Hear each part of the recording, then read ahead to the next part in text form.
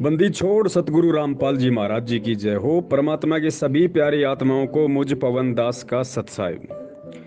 पुण्यात्माओं, देखो, सबसे पहले तो दास आप सभी भगत भाई बहनों से निवेदन करता है कि जब से परमात्मा ने मुझे सत्य की सेवा के लिए निमित्त बनाया है, तब से दास यही संदेश देता आया है कि भैया पवन दास के पीछे नहीं चलना है। पवन दास की केवल उसी बात को मानो, उसी बात का समर्थन करो जो तुम्हें लगता है कि पवन दास की ये बात गुरुजी के ज्ञान से मैच करती है। अन्यथा पवन दास की बात मानना किसी के लिए कोई बाध्य नहीं है।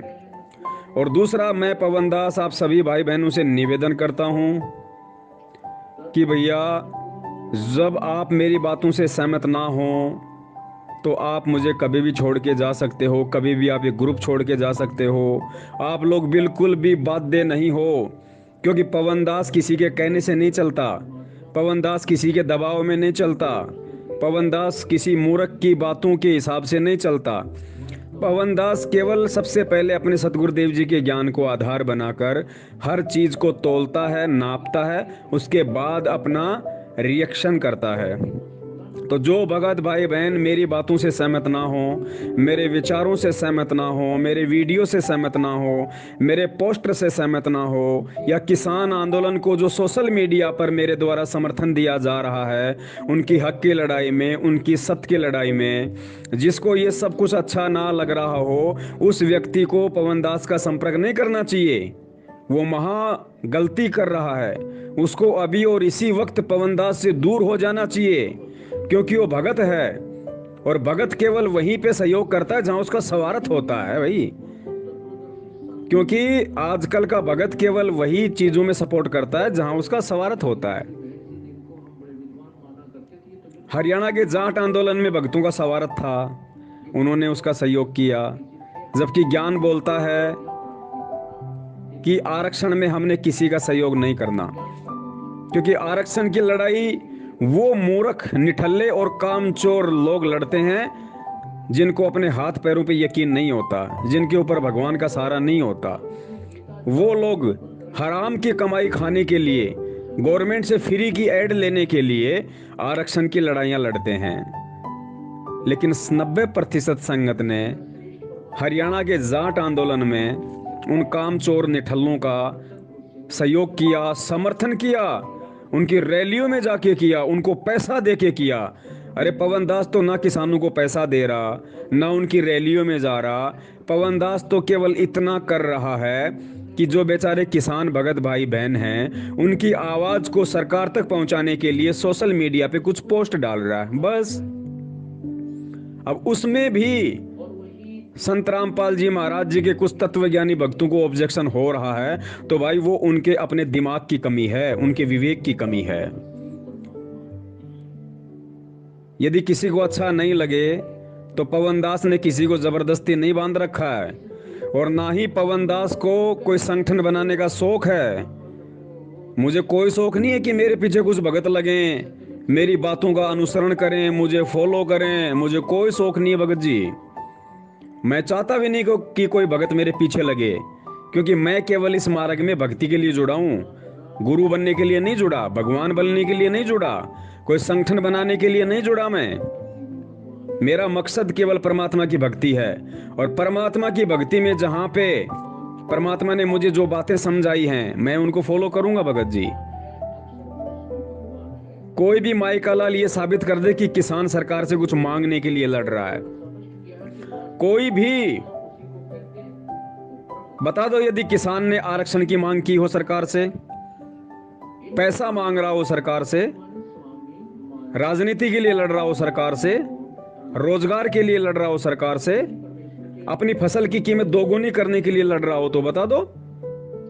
सरकार केवल किसान केवल अपने हक के लिए लड़ रहा है, और वो हक जो जबरन तानाशाही सरकार के द्वारा उनसे छीना गया है, बिना उनकी अनुमति के।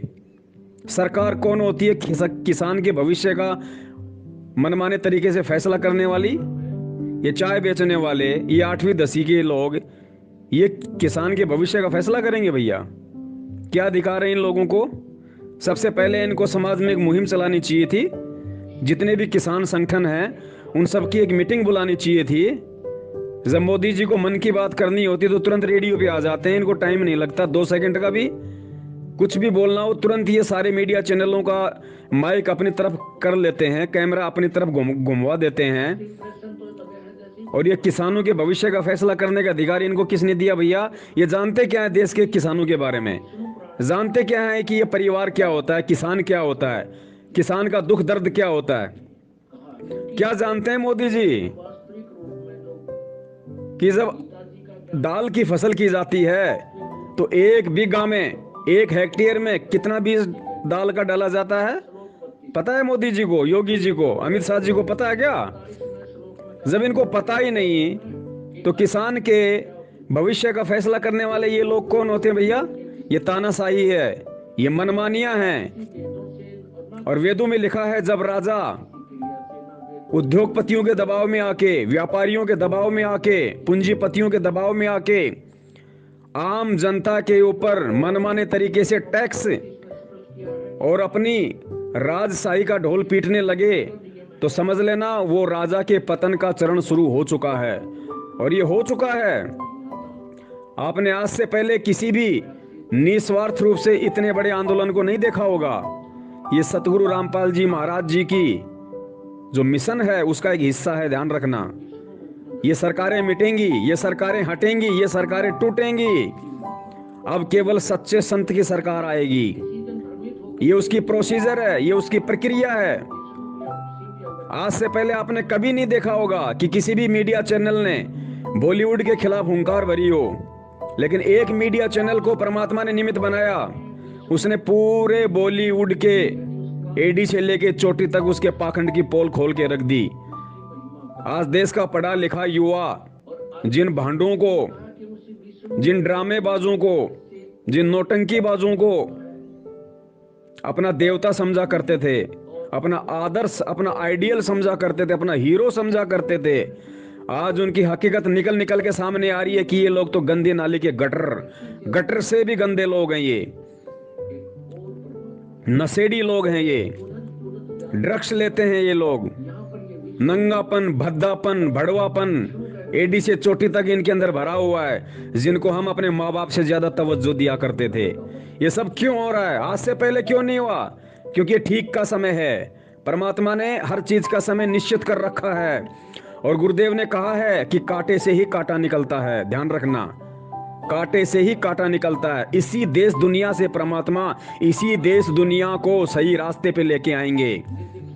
तो जब यदि आप किसी ऐसी मुहिम में जो देश हित में हो, जो राष्ट्र हित में हो, जो सतगुरु हित में हो, जो भक्ति हित में हो, जो एक स्वच्छ समाज के हित में हो, यदि ऐसा कोई आंदोलन हो, कोई धरना प्रदर्शन हो और उसमें यदि आप किसी का शरीर से सहयोग नहीं कर सकते, यदि आप किसी का पैसे से सहयोग नहीं कर सकते और दूसरा व्यक्ति यदि सोशल मीडिया पे उनकी आवाज को बुलंद कर रहा है, तो आप लोगों को कोई अधिकार नहीं है उसके खिलाफ आवाज उठाने का।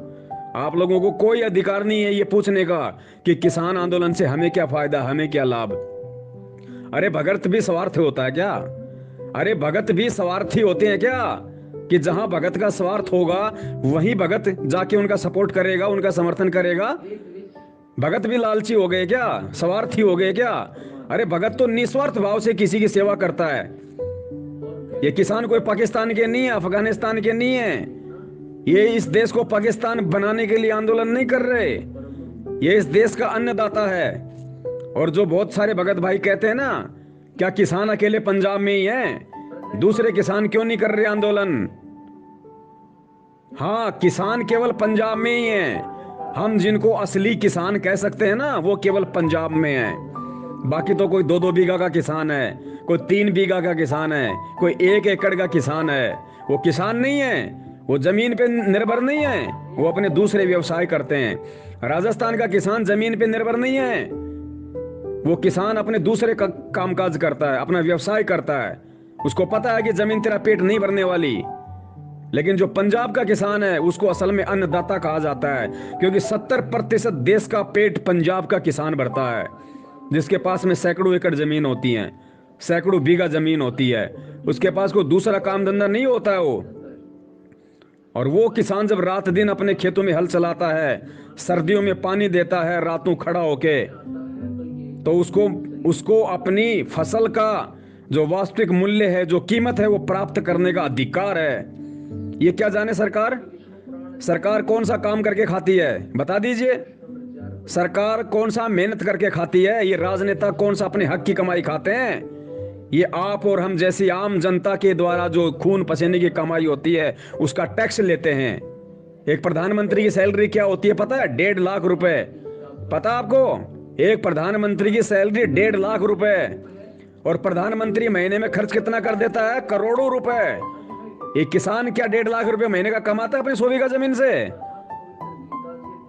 किसान अपने हक के लिए लड़ाई लड़ रहा है। जब देश आजाद हुआ था, उसके बाद से जितने भी ये सरकारी नौकर हैं, इनकी सैलरी कितनी बढ़ गई पता आपको? 150 गुना ज्यादा सैलरी बढ़ी है। 150 गुना ज्यादा। क्या किसान की फसल का भाव 2 गुना हुआ? क्या किसान की फसल का भाव 2 गुना भी हुआ क्या? फिर वो किसान यदि अपनी हक के लिए सड़कों पे उतरता है, तो तुम कहते हो कि उसका सहयोग मत करो। इससे हमारे को क्या लाभ है? अरे जिस सरकारी नौकर की सैलरी 150 गुना ज्यादा बढ़ गई, वो भी वही तेल यूज लेता है, वो भी वही दाल खाता है, वो भी वही आटा नमक का यूज करता है, और वो किसान भी उसी आटे और नमक की मार को सहन कर रहा है, उस महंगाई को सहन कर रहा है। उस किसान के किचन में भी वही तेल आता है, उस किसान के किचन में भी वही जो है सारे के सारे मसाले आते हैं। वो किसान भी अपने खेत में वही डीजल फूंक कर और इंजन चला चला के रातों को खेत में पानी देता है, जिस डीजल की कीमत आज 80 रुपए से ऊपर हो गई। और वो नौकर, वो सरकारी नौकर जिसकी सैलरी 150 गुना ज्यादा हो गई, वो भी उसी डीजल को अपनी गाड़ी में भर के अपनी नौकरी पे जाता है। तो मार सहन कौन कर रहा है? जो 80 रुपए का डीजल एक नौकर अपनी गाड़ी में भरता है, उसकी सैलरी 150 गुना ज्यादा। और वही 80 रुपए का डीजल एक किसान अपने जमीन में फसल को पैदा करने के लिए पानी देता है, उसकी फसल 2 गुना भी नहीं हो रही। तो क्या करेगा बेचारा? भूखा मरेगा? क्या करेगा? और किसान ने कौन सा हाथों में हथियार लेके ये आरक्षण किया भाई? अपने हक की लड़ाई लड़ रहा है, उसको हक है। भारतीय संविधान में एक व्यक्ति भी अपने हक के लिए आंदोलन कर सकता है, बशर्ते वो अहिंसात्मक रूप से हो। तो किसान क्या कर रहा है? और खुद भारत की सरकार ने जंतर मंतर और रामलीला मैदान को प्रोटेस्ट के लिए, आंदोलनकारियों के लिए निश्चित किया है। फिर उन किसानों को जो अहिंसात्मक रूप से अपनी हक की लड़ाई के लिए आंदोलन कर रहे हैं, उनको उसी रामलीला मैदान में और जंतर मंतर पे क्यों नहीं जाने दिया जा रहा, जो उनका अधिकार है? तो ये क्या सरकार की तानाशाही नहीं है? भगत जी कुछ विचार करो, सोचो, अपने स्वार्थों में लिप्त मत रहो। तुम इसी समाज में रहते हो। जब तुम्हारे गुरुदेव संत रामपाल जी महाराज जी को बरवाला कांड के तहत और हिसार जेल में बैठा दिया गया, तो तुम भगत लोग 786 दिन तक जंतर मंतर पे एक आंदोलनकारी के रूप में क्यों बैठे रहे तुम लोग? क्या उस समय तुम लोग उम्मीद नहीं कर रहे थे कि दुनिया हमारा साथ दे? क्या उस समय तुम लोग ये उम्मीद नहीं कर रहे थे कि दूसरे पंथ वाले भी हमारा साथ दें, इस मुहिम में हमारा साथ दें? क्या तुम लोगों की सोच नहीं थी? लेकिन तुम्हारा किसी ने साथ नहीं दिया। क्यों नहीं दिया? क्योंकि तुम स्वार्थी लोग हो। तुम केवल अपने लिए लड़ाइयां लड़ते हो, तुम केवल अपने लिए आंदोलन करते हो। और जो व्यक्ति केवल अपने तक सीमित है, दूसरा कौन साथ देगा उसका? आज वो किसान अपने हक की लड़ाई लड़ रहा है और वो कुछ मांग नहीं रहा सरकार से। तुम तो जंतर मंत्र पे बैठ के कुछ मांग रहे थे सरकार से कि हमारे गुरुजी को जेल से बाहर निकाल दे, हमारे गुरुजी को जेल से बाहर निकाल दे। किसान क्या मांग रहा है? कुछ नहीं मांग रहा बेचारा, कुछ नहीं मांग रहा। जबरन जो उसे छीना गया उसको वापस मांग रहा है। तो तुमसे अच्छे तो ये किसान थे। ये किसान हैं जो निस्वार्थ भाव से अपनी लड़ाई लड़ रहे हैं और अहिंसात्मक रूप से लड़ रहे हैं। तो और तुम भगत होके कहते हो कि हमारे को इससे क्या लाभ है, हम किसानों का साथ क्यों दें? ये किसान कोई पाकिस्तानी नहीं है। इनकी मेहनत से उपजाया हुआ अन्न आज तुम्हारा पेट भर रहा है, जिसकी तुम 2 टाइम आरती करते हो, अन्नदेव की आरती करते हो। ये किसान उस अन्न को उपजाता है, इस देश का पेट भरता है। ये किसान कोई राजनीति नहीं कर रहा, इस किसान के खेत में उपजाई गई अन्न से जो रोटियां बनती हैं उसको कांग्रेसी भी खाते हैं, उस रोटी को बीजेपी वाले भी खाते हैं। और शर्म आनी चाहिए उन लोगों को। आज ये सरकार के पतन की ओर कदम बढ़ाया जा रहा है। ये सरकारें मिटेंगी, ये सरकारें हटेंगी। सरकारों ने बहुत राज कर लिया, सरकारों ने किसी का भला नहीं किया सिवाय अपने गोडाउन भरने के, अपना पेट भरने के। इस देश का किसान और ज्यादा गरीब होता जा रहा है। इस देश का उद्योगपति, पूंजीपति और ज्यादा ऊपर बढ़ता जा रहा है। क्या है ये? अमीरी गरीबी की खाई कैसे भरेगी भैया? ये सतगुरु का समय है, ये सतगुरु का वचन फल रहा है। आम जनता ने आज तक कभी भी निस्वार्थ भाव से इतना बड़ा आंदोलन नहीं किया। आज से पहले आपने जितने भी आंदोलन देखे होंगे, अगर टीचर ने आंदोलन किया है, अगर शिक्षकों ने आंदोलन किया है तो अपनी तनख्वाह बढ़ाने के लिए किया है। अगर देश के युवा ने आंदोलन किया है तो रोजगार के लिए किया है। अगर मजदूरों ने आंदोलन किया तो मजदूरी बढ़ाने के लिए किया है। अगर रेलवे वालों ने आंदोलन किया है तो तनख्वाह बढ़ाने के लिए किया है। टीएडी और भत्ते बढ़ाने के लिए आंदोलन किया है। ये किसान आंदोलन पूरे देश का ऐसा पहला आंदोलन है जो केवल निस्वार्थ भाव से जन जागृति के लिए, सरकारों को चेताने के लिए ये आंदोलन कर रहा है। और इसमें भी सहयोग ना दो। तुम पहाड़ पे रहते हो या समाज में रहते हो, पहले ये डिसाइड कर लो। समाज में रहते हो, समाज के तौर तरीके से चलना पड़ेगा।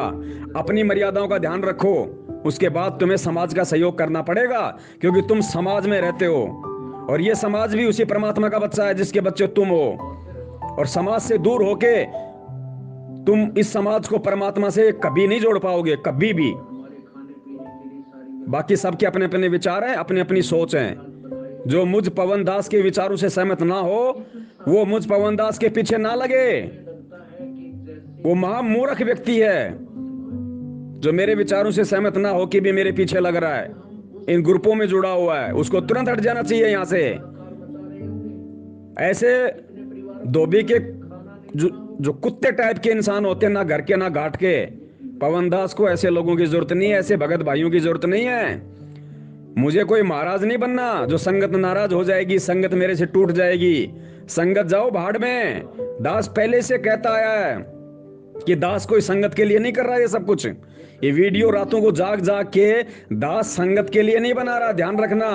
दास केवल अपना शिष्य धर्म निभा रहा है, केवल अपना शिष्य धर्म, कि कल को मेरा गुरुदेव आके मुझे ये ना कह दे कि नालायक, जब तुझे सारी सच्चाई का पता था, तुझे हकीकत का पता था, तो तूने सच के लिए आवाज क्यों नहीं उठाई? तूने क्यों नहीं उठाई? तूने सच के लिए आवाज। तेरे भगत भाइयों से उल्टे कर्म करवा के भक्ति नष्ट करवाई जा रही थी, उनकी मर्यादाएं तोड़वाई जा रही थी। जब तुझे सच्चाई का पता था तो तूने आवाज क्यों नहीं उठाई? तू उनकी आवाज क्यों नहीं बना? और जिस प्रकार आज आप कह रहे हो कि आपका क्या स्वार्थ है इन किसानों को समर्थन देने में, अगर मैं भी ये सोच लूं कि मेरा क्या स्वार्थ है संगत को जगाने में, क्या संगत मुझे अपनी भक्ति दे देगी? क्या संगत मुझे अपने पुण्य दे देगी? क्या संगत मेरे को ज्योति पाठ और दान का पैसा दे रही है या मुझे दे देगी? मेरा तो कोई स्वार्थ नहीं है। तो क्या मैं संगत को ना जगाऊं, मैं वीडियो ना बनाऊं, पाखंडियों के पाखंड की पोल ना खोलूं? आंखें खोलो, आंखें। 21वीं सदी में जी रहे हो, शिक्षित हो, ऊपर से तत्वदर्शी संत ने आके तुम्हें तत्व ज्ञान दे दिया। उसके बाद भी अगर कबूतर की तरह आंखें बंद करके ही बैठना है तो बैठे रहो, लेकिन मुझ पवन दास के साथ रहने की जरूरत नहीं है। मुझे ऐसे लोगों की जरूरत नहीं है। मुझे सच्चे सतसेवकों की जरूरत है। मैं केवल सच्चे सतसेवकों की संगति चाहता हूं जो सतगुरु के लाल है, हीरे मोती हैं। मुझे ऐसे अंध भक्तों की जरूरत नहीं है। अगर इतना ही अंध भगत बनना है तो बीजेपी ज्वाइन कर लो, लाखों में और लाखों ज्वाइन हो जाओ। और दास तो बिल्कुल खुल के समर्थन करेगा अपने भाइयों का, जो अहिंसात्मक रूप से, जब तक ये किसान अहिंसात्मक रूप से और अपने हक की लड़ाई लड़ेंगे, ना मैं इनका कोई पैसे से सहयोग करूंगा क्योंकि मेरे गुरु का आदेश नहीं है, ना मैं इनका कोई शरीर रूप से सहयोग करूंगा इनकी रैलियों में जाके, मेरे गुरु का आदेश नहीं है और ये तत्व ज्ञान भी ये नहीं कहता। लेकिन सोशल मीडिया पे इनकी आवाज बनूंगा, इनकी आवाज को सरकार तक पहुंचाने का मैं माध्यम बनूंगा। इसमें कोई मेरा साथ दे या ना दे, और 2-4 मुट्ठी भर भक्तों के साथ से कुछ नहीं होने वाला, कुछ नहीं होने वाला भक्तों से। तुम अपने लिए आवाज तो नहीं उठा पाते, ये सतलोक आश्रम मैनेजमेंट हरियाणा, ये काल का एजेंट तुम्हें 6 साल से एडी से लेके चोटी तक तुम्हारे को ऐसे रंदा मार रहा है, ऐसे तुम्हारे को बसोला मार रहा है, जैसे खाती लकड़ी को घिसता है, जैसे धोबी कपड़े को धोता है। ये तुम अंध भक्तों को 6 साल से धो रहा है, पकड़ पकड़ के, रगड़ रगड़ के। तुम इसके खिलाफ तो आवाज नहीं उठा पा रहे। किसानों का तुम क्या साथ दोगे? और ऐसे लोगों का साथ देने से किसानों का क्या भला हो जाएगा?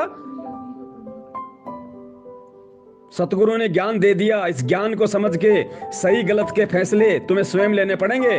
हर चीज के लिए तुम्हें गुरु सत्संगों में नहीं बताएगा कि तुम्हें कहां साथ देना है, तुम्हारे को किसका साथ देना है। और अभी ये निरंकुश, ये तानाशाही सरकार, मेरा किसी राजनीतिक पार्टी से ना कोई मतलब है, ना मेरा कोई वैर भाव है, लेकिन जो राजनीतिक पार्टी मेरे देश को बिगाड़ेगी, भगत जी, मैं उसके विरोध में बोलूंगा। मुझे बोलने का अधिकार है, मुझे मेरा सतगुरु भी अधिकार देता है और मेरा संविधान भी मुझे अधिकार देता है। ये 8वीं 10वीं पास ये सरकार चलाने वाले लोग, ये लोग अभी एक नया और अध्यादेश लेके आएंगे भारत को हिंदू राष्ट्र बनाने का। दास उसका भी खुल के विरोध करेगा। मेरा नाम पवन कुमार यादव है। अगर इनके हिसाब से देखा जाए तो मैं भी एक हिंदू हूं, लेकिन हिंदू होकर भी मैं इनके इस हिंदू राष्ट्र वाले अध्यादेश का, इस तानाशाही फरमान का मैं विरोध करूंगा, खुल के करूंगा, क्योंकि ये देश को तोड़ने वाला अध्यादेश होगा, ये देश को जोड़ने वाला नहीं होगा कि भारत को हिंदू राष्ट्र बनाएंगे, भारत को हिंदू राष्ट्र बनाएंगे। क्या भारत को हिंदू राष्ट्र बनाओगे? भारत को हिंदू राष्ट्र बनाने से पहले हिंदू की परिभाषा तो समझ लो। क्या मोदी जी हिंदू हैं? क्या अमित शाह जी हिंदू हैं? क्या मोहन भागवत जी हिंदू हैं? क्या इस देश के 115 करोड़ हिंदू असल में हिंदू हैं? परिभाषा का पता है हिंदू क्या होता है? परमात्मा इस पे भी वीडियो बनवाएंगे और लाइव आएगा दास 3 घंटे और पूरे देश दुनिया को बताएगा कि हिंदुस्तान का 115 करोड़ व्यक्ति हिंदू नहीं है। उनको पता ही नहीं कि हिंदू होता क्या है, हिंदू के गुण क्या है, हिंदू के लक्षण क्या हैं। खाली नाम रामचंद्र, श्यामचंद्र, सोहन, मोहन रख लेने से कोई हिंदू नहीं होता। हिंदू के लिए आपको अपने वेद शास्त्रों के अनुसार चलना पड़ेगा। आपको देखना पड़ेगा कि मैं हिंदू हूं क्या। ये कुछ भी नहीं है। दास उसका भी विरोध करेगा। ये सनातन संस्कृति वाला देश है, ये कोई हिंदू राष्ट्र नहीं है। संविधान में कहीं भी अगर हिंदू शब्द का जिक्र हो तो बता दो। आपके संविधान में कहीं भी अगर हिंदुस्तान शब्द लिखा हो तो बता दो। आपके संविधान में इंडिया लिखा है, भारत लिखा है, और भारत में सभी धर्मों के लोगों को रहने का, चलने फिरने का, व्यवसाय करने का, अपनी बात रखने का, अपनी भक्ति विधि करने का अधिकार है। ये देश को बांटने वाला अध्यादेश होगा और कुछ मूर्ख लोग होंगे जो इनका समर्थन करेंगे, क्योंकि जिनको खुद नहीं पता कि हम हिंदू हैं या नहीं है, वही लोग इसका समर्थन करेंगे, जबकि दास उसका खुल के विरोध करेगा कि इस देश को हिंदू राष्ट्र बनाने से पहले इस देश के 115 करोड़ हिंदुओं से ये तो पूछ लो कि वो हिंदू हैं भी या नहीं है। ये लेकिन ये बातें आप लोगों के समझ में नहीं आएंगी, क्योंकि आप लोग तो अंध भगत हो। अंध भगतों के समझ में ये बातें नहीं आया करती हैं। ये बातें केवल उनके समझ में आती हैं जिन्होंने सतगुरु के सत्संग आंख नाक कान खोल के सुने हैं और सतगुरु से प्रार्थना की है कि हे परमेश्वर, अपने अनमोल वचनों को समझाने की दया दृष्टि रखना। जिन्होंने बुद्धि विवेक से सतगुरु की शरण ग्रहण की है, जिन्होंने भूत निकलवाने के लिए, पेट दर्द के लिए, लड़के की शादी करवाने के लिए, रोग ठीक करवाने के लिए नाम लिया ना, उनके समझ में ये बातें नहीं आएंगी। ये बातें उसके समझ में आएंगी जिसने अपने आत्म कल्याण के लिए इस ज्ञान को समझ के, इस ज्ञान को आधार बना के सतगुरु की शरण ग्रहण की है। तो इस सर्व संगत से मेरा निवेदन है, मैं कोई संगत के लिए नहीं चिल्लाता, मैं कोई संगत के लिए वीडियो नहीं बनाता। संगत मुझे कुछ नहीं देने वाली, संगत से मेरा कुछ भला नहीं होने वाला। ना मुझे कोई गुरु बनना, ना मुझे कोई तत्वदर्शी संत बनना। मुझे परमात्मा ने भगत बनाया, मैं भगत बन के रहूंगा, अपनी भक्ति करूंगा और भगवान को प्राप्त करूंगा। लेकिन मैं अपना शिष्य धर्म निभाते हुए कि कल को मेरा सतगुरु मुझे यह ना कह दे कि नालायक, जब तुझे सच्चाई का पता था तो तूने झूठों का साथ क्यों दिया, तूने गलत का साथ क्यों दिया। उस मार से बचने के लिए, उस सतगुरु के वचन से बचने के लिए ये दास आज संगत को जगाने के लिए ये वीडियो बना रहा है, वरना मुझे कोई आवश्यकता नहीं मेरा इतना समय बर्बाद करने के लिए। इतना समय अगर मैं मेरी भक्ति में लगाऊं तो बहुत जल्दी मैं भगवान को प्राप्त कर सकता हूं। ये ज्ञान आधार की भक्ति है। इसीलिए परमात्मा कहते हैं कि अरबों में कोई हंस हमारा होए रे, खोकापुर के काग मिले दिन दोई रे, अरबों में कोई हंस हमारा होई रे। ये भगवान की वाणी है। ये मत समझ लेना कि ये कलयुग का बिजली पीढ़ी का समय है तो गुरुजी ने कह दिया कि अरबों खरबों पार होंगे तो अरबों खरबों पार होंगे, मत बहम में रहना। ये बातें परमात्मा 650 साल पहले भी कहा करते थे कि बच्चों भक्ति करो, सारे सतलोक चलेंगे, विमान आएगा, विमान में बैठ के जाएंगे, सारे जाएंगे। एक भी गया क्या? गया एक भी? तो क्या सतगुरु झूठ बोल रहा था? नहीं ना, सतगुरु आज झूठ बोल रहा, सतगुरु हमेशा सत्य बोलता है। लेकिन जाएगा कौन? जो ज्ञान को आधार बनाएगा, जो सतगुरु की भक्ति करेगा, जो मर्यादाओं में रहेगा। अरे गुरुदेव कहते हैं कहे कबीर सोए जन मेरा, जो नीर खीर का करे निबेरा, जो सही और गलत का निर्णय कर ले वो मेरा भगत है। आज पवन दास ने अपने हक की लड़ाई लड़ रहे बेचारे किसानों के समर्थन में क्या आ गया, लोगों को मिर्ची लग गई कि हम भक्तों का तो इसमें कोई स्वार्थ ही नहीं है, भक्तों को तो इससे कुछ मिलने वाला ही नहीं है, भक्तों का तो इसमें कोई किसी प्रकार का कोई फायदा ही नहीं है। अरे पवन दास पिछले 5 साल से सतगुरु की प्रेरणा से संगत को जगा रहा है, पवन दास का क्या फायदा है? फिर क्यों लग रहे हो तो पवन दास के पीछे? क्या फायदा पवन दास को संगत जगाने का? संगत अपनी भक्ति दे देगी, पैसा दे देगी, संगत मुझे अपना गुरु बना लेगी, भगवान बना लेगी, क्या फायदा है? फिर क्यों लग रहे हो संगत के पीछे? पवन दास तो निस्वार्थ भाव से लग रहा है, छोड़ो पवन दास को, पवन दास का तो कोई स्वार्थ नहीं है संगत को जगाने में। फिर क्यों लग रहे हो भाई तुम पवन दास के साथ? जब पवन दास का स्वार्थ ही नहीं है तो। अरे भगत अगर अपना स्वार्थ देखने लगेगा, वो भगत नहीं, वो राक्षस है, राक्षस। और भाई मुझे राक्षस नहीं बनना, चाहे समाज हो, चाहे देश हो, चाहे दुनिया हो, जहां पे सत्य होगा, क्योंकि जहां सत्य होता है वहां भगवान है, और जहां भगवान है वहां भगत अवश्य आपको खड़ा मिलेगा। ये सब के अपने विचार हैं, अपनी सोच है इस भक्ति मार्ग में आने के बाद में। ध्यान रखना, जिसको जैसा समझ में आए वो वैसा करे। ना मुझ पवन दास के पीछे चलने की जरूरत है और ना ही ऐसे अंध भक्तों की संगति करने का मुझे कोई शौक है। गुरुजी कहते हैं, एक वाणी है परमात्मा की, ध्यान नहीं आ रही, जिसमें परमात्मा कहते हैं कि जिसमें अकल नहीं है, जो बेअकला है, उसकी बात छोड़ो, अकल वाला तो एक ही बहुत है। जिसको अकल है वो एक ही बहुत है। और परमेश्वर कहते हैं कि ये संसार विघ्न की घाटी, कोई निकलेगा बिरला सूर। ये सतगुरु के वचन है, ध्यान रखना। यहां पे हवाई जहाज भर के नहीं जाती। सतगुरु अपने बच्चों का मनोबल ऊंचा रखने के लिए, दृढ़ता बनाए रखने के लिए, भक्ति भाव पैदा करने के लिए सतगुरु को सोचल छिद्र करने पड़ते हैं। यहां से कोई इक्का दुक्का निकलता है, इक्का दुक्का। जो पूर्ण सतगुरु पे आश्रित हो जाता है, जो नीर खीर का निबेरा कर लेता है। सतगुरु को परमात्मा ने सूरमा बताया कि लख भर सूरा जूझ ही लख भर सावंत दे, और लख भर यति जहान में तब सतगुरु शरणा ले। सूरवीर वो होता है जो ना गलत करता, और यदि समाज में कहीं कुछ गलत हो रहा है तो वो उसका विरोध करता है, उसको कहते हैं भगत, सूरवीर। तुम काहे के सूरवीर हो? कल को तुम्हारी आंखों के सामने किसी बहन बेटी को रोड पे सरेआम 2 बदमाश छेड़ रहे हो, उसके कपड़े उतार रहे हो, उसको नंगा कर रहे हो, तो जैसा तुम आज रिएक्शन कर रहे हो उस हिसाब से तो तुम लोग उस बहन के वहां से निकल जाओगे, तुम उसकी इज्जत ही नहीं बचाओगे, तुम उनका सामना नहीं करोगे।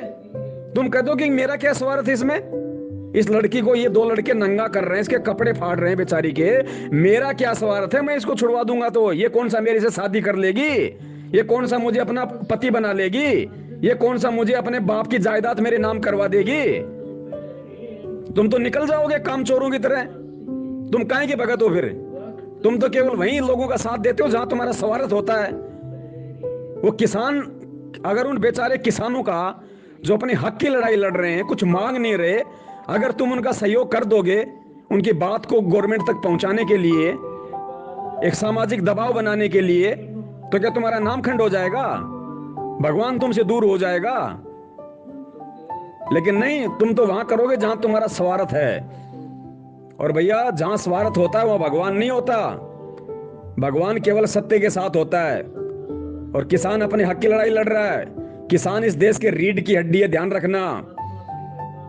जो किसान आज अपनी लड़ाई लड़ रहा है ना, उसका पैदा किया हुआ अन्न तुम खा रहे हो, तुम्हारे माँ बाप खा रहे हैं, तुम्हारे रिश्तेदार खा रहे हैं, पूरा देश खा रहा है। और उसी अन्न का तुम अपने सतगुरु को भोग लगाते हो और आज कहते हो कि उस अन्नदाता का साथ देने में हमारा क्या स्वार्थ है?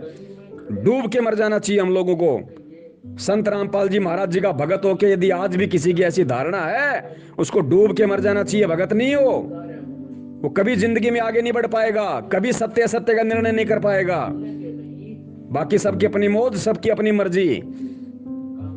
लेकिन ऐसे लोग, ऐसे भगत मुझ पवन दास से बिल्कुल भी संगति ना करें। अगर ऐसा कोई इन ग्रुपों में है, मेरे साथ व्हाट्सएप पे जुड़ा है, फेसबुक पे जुड़ा है, यूट्यूब पे जुड़ा है, वो तुरंत रिमूव हो जाए, तुरंत लेफ्ट हो जाए। ऐसी गंदगी और ऐसे बेबुद्धि वाले इंसानों की मुझे बिल्कुल संगति नहीं करनी। मुझे परमात्मा के हीरे मोती लालों की संगति चाहिए, जो सत्य को समझते हैं, जो सत्य पे चलते हैं, जो सत्य का साथ देते हैं, जो सत्य को स्वीकार करते हैं। झूठों से हमारा कोई वास्ता नहीं है, क्योंकि हम सतगुरु के सेवक हैं भाई, सतगुरु के सेवक। बंदी छोड़, सतगुरु रामपाल जी महाराज की जय हो। सत साहिब।